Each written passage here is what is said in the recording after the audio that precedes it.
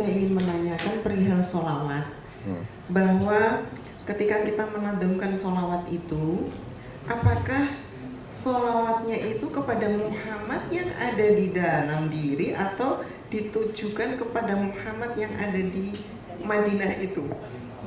Nabi Muhammad maksud saya. Iya. Udah, Bu. Kemudian satu lagi. Sudah cukup. Terima kasih.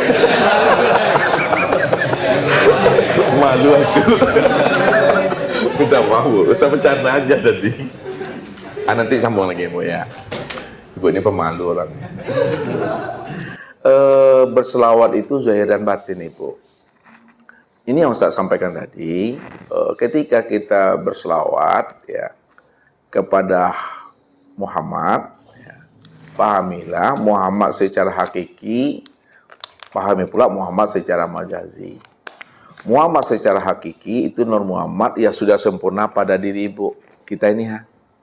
Muhammad secara majazi itu nyata pada diri Rasulullah. Namun hakikatnya mana yang lebih sempurna ya, selawatnya kita atau selawatnya Nabi? Tentu sempurna selawatnya Nabi. Nabi itu adalah zahirnya Nabi Muhammad dan hakikinya juga adalah Nur Muhammad. Karena beliaulah kesempurnaan tempat memandang nyatanya Nur Muhammad tadi. Bagi diri kita mesti dua pemakaiannya. Nih, pertama Muhammad yang hakiki dan yang kedua adalah Muhammad Rasulullah sebagai majazi tadi. Nabi dan Rasul. Jadi ketika kita sudah paham Muhammad itu zahir dan batin, pada saat kita berselawat itu dah sampai kepada beliau itu. Itu yang katakan man sholla alayya sholatan sallallahu biha asyara. Barang siapa yang berselawat kepada aku sekali, maka Allah berselawat kepadanya 10 kali. Itu maksudnya siapa yang bersyukur ya, berterima kasih ya kepada Nabi ya, maka Allah juga akan bersyukur dan berterima kasih kepadanya 10 kali sebagaimana Allah bersyukur dan berterima kasih kepada nabinya. Makanya selawatnya Allah kepada Nabi itu Allah memberikan rahmat dan anugerah kepada nabinya. Jadi kalau kita berselawat, kita tujukan untuk diri kita dan kita tujukan untuk Nabi Muhammad, maka maknanya Allah memberi rahmat dan anugerah kepada kita 10 kali sebagaimana Allah memberi rahmat dan anugerah kepada nabinya, karena beliau adalah Sayyidul Anbiya tadi itu. Makanya ketika Rasulullah ketika Nabi Adam telah dimasukkan nur ke dalam dirinya, maka terbukalah matanya. Ketika terbuka matanya, maka terlihatlah di tiang aras kulimah la ilaha illallah Muhammad Rasulullah. Disitulah Nabi Adam itu kaget. Ya, rupanya telah ada seseorang sebelum aku yang lebih awal, yang lebih dahulu diciptakan sebelum aku. Siapa dia? Itulah Muhammad. Berarti Muhammad ini bukan orang sembarangan. Kenapa namanya disandingkan dengan Allah? Disitulah Nabi Adam mengatakan ya bahwa telah ada seorang nabi yang bernama Muhammad yang lebih dahulu diciptakan daripada aku. Itu maksudnya adalah Nur Muhammad yang tertera, yang tertulis di tiang aras. Itu secara makna syariat. Makna hakikatnya, ketika Adam itu telah dimasuki Nur Muhammad yang nyata pada dirinya berupa ruh, ketika dia memandang pada tubuhnya ini aras pada batang tubuhnya, disitulah dia melihat Muhammadullah ilaha illallah Muhammad Rasulullah pada diri sendiri. Jadi yang Muhammad yang dilihat Adam itu Nur Muhammad yang sudah nyata pada dirinya ini. Itu yang maksudnya berselawat secara makna hakiki yang daimun, yang tidak ada bentuk lafaz, suara dan kata-kata.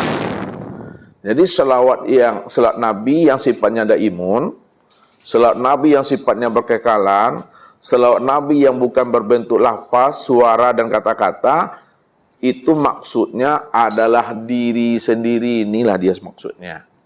Makanya ketika dah paham kita berselawat itu kepada diri, sekaligus sempurna dia kepada Nabi Muhammad. Jadi zahir dan batin itu dah. Ya. Nabi Muhammad juga begitu juga berselawatnya. Makanya tidak pernah beliau mengatakan di waktu bersaksi asyhadu alla ilaha illallah wa asyhadu anna Muhammad Rasulullah. Tidak pernah beliau begitu. Tetap selawatnya syahadatnya sama, asyhadu alla ilaha illallah wa asyhadu anna Muhammad Rasulullah. Karena beliau tahu zahirnya dia adalah Nabi Muhammad, sedangkan hakikat dirinya, batinnya itu tiada lain adalah Allah. Allah itulah hakikat batinnya yang diberi nama dengan Muhammad. Itulah sebagai wujud daripada diri yang batin itu. Sempurna itu, Bu. Jadi zahir batin ya, Bu, ya, pada diri kita yang hakikinya dan kepada Nabi Muhammad sebagai uswah hasanahnya. Zahir batin itu. Yang satu Pak. Ayah. Pastinya Bapak Ibu juga Iya. ingin dengarkan.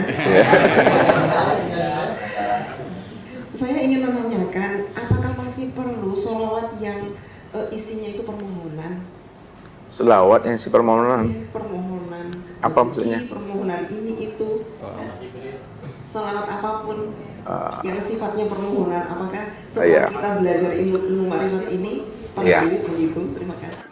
Disinilah Nabi mengatakan, kata Rasulullah itu, man arada ayya'lamu ma lahu indallah falyanzur ma lillahi indahu. Barang siapa yang ingin tahu makom dan derajatnya di sisi Allah, falyanzur ma lillahi indahu. Maka senterlah ke dalam hatimu. Bagaimana kamu menempatkan Allah di dalam dirimu, maka disitulah makomnya kamu di sisi Allah. Nah, maksudnya begini. Kan Nabi mengatakan, kalau Bapak Ibu ingin tahu makomnya Bapak Ibu di sisi Tuhan, maka Bapak Ibu melihatnya ke dalam dirinya, ke dalam hati. Bagaimana Bapak Ibu menempatkan Allah di dalam hati, maka disitulah makom Bapak Ibu itu di sisi Allah. Contoh, sebelum masuk ke apa tadi? Ketika kita beribadah, ya, ibadah kita itu ingin melakukan tuntutan, negosiasi, dan taruh-menawar dengan Allah, ya, maka pada saat itu makomnya Bapak Ibu di hadapan Allah, di sisi Allah, makomnya duduknya di syariat. Ya, jadi makom kita duduknya di syariat ketika di dalam hati kita akan melakukan tawar-menawar, negosiasi, hitung-hitungan dengan Allah. Itu makomnya di syariat sudah. Nah, ketika kita beribadah kepada Allah, ya, yang mana hati ini muncul namanya mahabbah, rindu dan bermanja-manja dengan Allah, untuk mendapatkan keridhoannya, maka makom kita di sisi Allah termasuk orang yang ahli thariqat namanya. Nah, ketika kita beribadah untuk menyatakan dan mengesahkan Allah, tidak ada lagi yang melihat, yang memandang dan mendengar, hanya Allah, yang bergerak dan diam hanya Allah, maka makom kita di sisi Allah termasuk orang ahli hakikat. Ketika tidak lagi terpandang sesuatu apapun lagi pada alam dan pada diri, hanya Dia semata-mata, hanya Dia satu-satunya, hanya Dia yang tunggal dan yang ahad, maka makom kita di sisi Allah itulah makom yang sudah sampai di ma'rifat. Maka disitulah cara melihat dan menilainya. Ketika seseorang itu berzikir, zikirnya untuk minta rezeki, ya Allah, kalau rezekiku ini masih di langit, ya Allah, tergantung-gantung turunkan, ya Allah. Ya Allah, kalau rezekiku masih di bumi, ya Allah, dekatkan, ya Allah. Kalau rezekiku masih ada dalam dasar laut, ya Allah, munculkan, ya Allah. Itu namanya hitung-hitungan, negosiasi, dan tawar-menawar dengan Allah. Ketika diberi Allah keinginan kita, nampak senyumnya senyum bersodet, Allah sayang, Allah merahmati kita. Ketika tidak diberi Allah, bakarui kan yang kau berkecekan, Allah tu SPK sampili kariang. Akhirnya malas berzikir, malas berdoa, beribadah pun tak mau lagi. Kenapa? Allah ini mungkir janji. Nah, itu duduknya di syariat tuh, Bu. Tapi kita tak boleh salahkan mereka. Syukurlah mereka masih meminta juga kepada Allah. Masih disandarkannya juga ibadahnya kepada Allah. Namun dalam beribadah kan tidak boleh jalan di tempat. Makanya ada amalan syariat, ada amalan ahli tharikat, ada amalan ahli hakikat, dan ada amalan ahli ma'rifat. Kalau amalan ahli ma'rifat, zikirnya nggak ada zikir meminta, hanya Tuhan saja itu. La ilaha illallah, la ilaha illallah, la ilaha illallah, la ilaha illallah. Itu aja. Nggak ada minta-minta dia. Ya Allah, kalau jauh dekatkan dengan ya Allah. Kalau satu kasih dua ya Allah. Nggak ada minta-minta, nggak ada niat di dalam niat.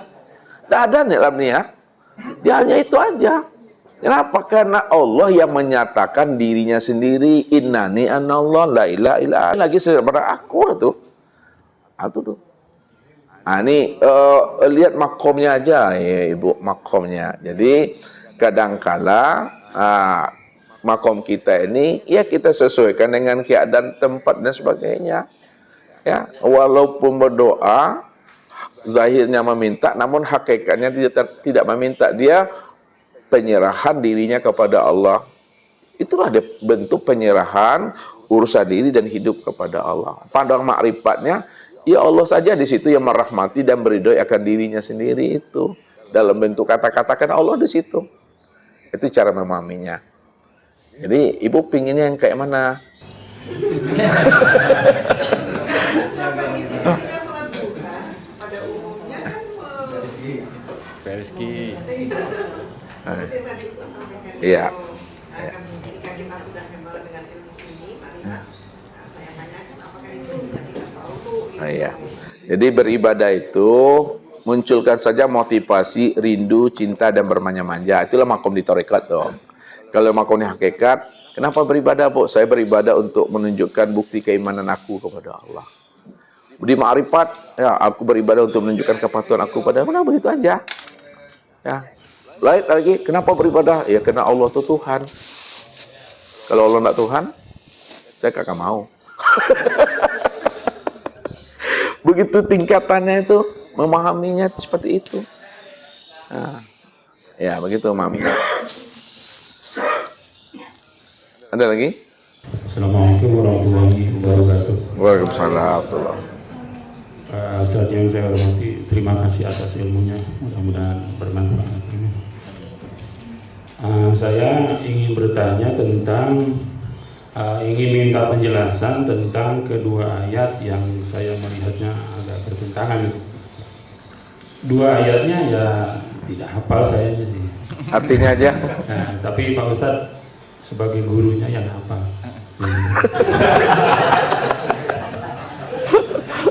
Sikap kita bergembira ketika melihat membaca ayat yauma yud'a kullu unasin bi imamihim. Pada suatu saat nanti kita akan dipanggil berdasarkan gurunya, imamnya. Tapi ketika membaca lagi ayat yang satunya, nah ini yang saya kurang hafal banget. Laqad ji'tum furoda. Ini kita harus bertanggung jawab masing-masing sendiri-sendiri, ya berkeringat, bercucuran keringat gitu. Nah maka mohon penjelasan dari Pak Ustadz. Kelihatannya pertentangan kedua ayat ini mudah-mudahan tidak parah untuk kita. Terima kasih. Assalamualaikum warahmatullahi wabarakatuh. Ya. Waalaikumsalam. Jadi di dalam firman Allah itu kalau tidak salah benar tuh Pak. Memandangnya itu mesti zahir dan batin, ya. Karena Allah mengatakan secara makna zahir, yauma nad'u kulla yaumin bi imamihim. Bahwa pada hari akhirat nanti setiap manusia itu akan dipanggil sesuai dengan imamnya, mursyidnya masing-masing. Ya, itu Allah katakan tuh yauma nad'u kulla unasin bi imamihim. Tiap-tiap manusia itu di akhirat nanti akan dihimpun, akan dipanggil sesuai dengan imamnya masing-masing. Makanya disitulah kita wajib berguru di dunia ini, cari imam kita. Sebab kalau kita tidak berguru, tidak mencari imam, dengan siapa kita akan masuk kelompok ini nanti? Kita singkir kita. Ya, kita masuk kelompok itu kita aja nak kenal dengan imamnya, kita nak kenal dengan jamaah itu concong sih ke dalam tuh. Itu malu kita. Jadi carilah mursyid, karena mursyid itu yang akan menghantarkan kita nanti, ya, sehingga kita betul-betul satu perahu. Kalau kita satu majelis, satu halaqah di dunia ini, ya, maka nanti kita meninggal kita juga satu jemaah juga. Itu secara syariat wajib kita berimam. Makna secara hakikat, Allah katakan walaqad ji'tumuna furada kama khalaqnakum awwala marrah. Kamu pasti akan kembali kepada aku masing-masing. Tapi siapa yang kembali kepada aku masing-masing, kembalikanlah dirimu sebagaimana awal mula pertama kali aku menciptakan akan dirimu. Jadi walaupun kita berjamaah, namun kembalinya kita tuh masing-masing. Ya, sendiri-sendiri karena kita sudah mendapatkan nomor antrian kita. Namun pada saat kita kembali kepada Allah masing-masing, kembalikanlah dirimu sebagaimana awal mula kejadian dirimu. Pahamilah bahwa diri kita ini adalah Nur Muhammad. Nur Muhammad itulah imamnya kita. Untuk bisa selamat kita, dunia akhirat itulah imamnya. Namun kesempurnaan Nur Muhammad yang ada pada diri kita itu sempurnanya pada guru. Karena guru itu yang membimbing kita untuk bisa mengenal akan namanya Nur Muhammad tuh. Kesempurnaan dirinya guru kita ulama tadi, sempurnalah kepada Nabi. Karena Nabi itulah yang menghantarkan kepada ulama sebagai pewarisnya. Kesempurnaan Nabi Nur Muhammad sempurnalah pada Allah. Rupanya Allah itulah yang sebenarnya musyid robaniyah itu. Naik makomnya tuh. Jadi berlapis dia. Jadi secara hakikat imam kita ketika kita kembali kepada Allah masing-masing itu maksudnya itu adalah Nur Muhammad. Nur Muhammad itulah imam kita. Karena Nur Muhammad wasilah untuk bisa sampai kepada Allah. Kalaulah Nur Muhammad itu wasilah untuk bisa usul kepada Allah, Nur Muhammad itulah imam bagi diri kita sendiri yang disebut namanya mursyid robaniyah karena kita sudah mengenal. Pada diri kita ketika dah kenal, dah sempurna dua pada diri kita tuh. Kitalah yang disebut namanya mursyid rohaniyah. Pada diri kita ini mursyid rohaniyah karena disebut ulama. Dan pada diri kita juga lah disebut namanya mursyid robaniyah. Dah sempurna zahir batin itu. Zahirnya dia sebut ulama pewaris Nabi, batinnya dia juga disebut namanya mursyid robaniyah. Itu yang Nur Muhammad sempurna pada diri. Inilah imam tuh. Makanya disebut Imam Mahdi. Jadi itu sempurna itu. Ya. Mana ada orang berani membuat di KTP-nya Imam Mahdi kecuali beliau. Maksudnya begini, lihat nih pemahamannya. Suami itu Mahdi, istri Mahdi, anak Mahdi. Suami Mahdi maksudnya suami itu orang mendapat petunjuk. Istri Mahdi dia mendapat petunjuk. Anak Mahdi dia juga mendapat petunjuk. Dari Mahdi tadi suami, istri dan anak, maka yang menjadi imamnya adalah suami. Maka disebutlah suami itu Imam Mahdi bagi anak dan istrinya. Nah, kalau ayah, ibu, anak, menantu, cucu, semuanya Mahdi. Dari sekian banyak Mahdi dalam rumah tadi, maka ayah itulah sebagai Imam Mahdi terhadap istri, anak, cucu, dan menantunya. Oh, dia sendiri aja baru, maka dialah Imam Mahdi bagi dirinya sendiri. Itulah maksudnya, Pak. Jadi, secara pandangan zahir kayaknya berbenturan, sebenarnya tidak dia. Ya, hakikatnya satu dia. Jadi pandangan zahir kita itu dibatinkan, pandangan batin kita dizahirkan, pandang hakikatnya satu. Cara penyebutannya, cara penyampaian dan penjabarannya berbeda. Secara syariat kita disuruh berimam mencari mursyid supaya kita nanti berkumpulnya satu mursyid kita di situ. Dan mursyid ini akan menghantarkan satu rumpun dengan Nabi Muhammad. Ini umat Nabi Muhammad. Nah, secara pandang hakikat ya, kembali masing-masing itulah kenalilah diri kita ini asalnya daripada Nur Muhammad. Nur Muhammad itulah mursyid robaniyah. Mursyid robaniyah itulah imam kita untuk bisa usul kepada Allah. Nah, sekarang sudah sempurna pemahamannya pada kita. Kita sebagai mursyid rohaniyah ya untuk membimbing anak dan istri, dan kita juga sebagai mursyid robaniyah ya untuk bisa sampai kepada Allah. Sebab orang yang sudah kenal mursyid robaniyah, tentu dia sampai kepada Allah. Kenapa? Karena mursyid robaniyah itulah nyatanya, wujudnya, zohirnya, nyatanya Allah. Tuyurnya. Baru dipatrikan. Rupanya mursyid rohania dan mursyid robania itu tiada lain adalah Allah. Allah itulah wasilah, Allah itu tempat berwasilah. Itu maminya. Begitu Pak Pemaman tadi Pak ya. Masuk jalannya.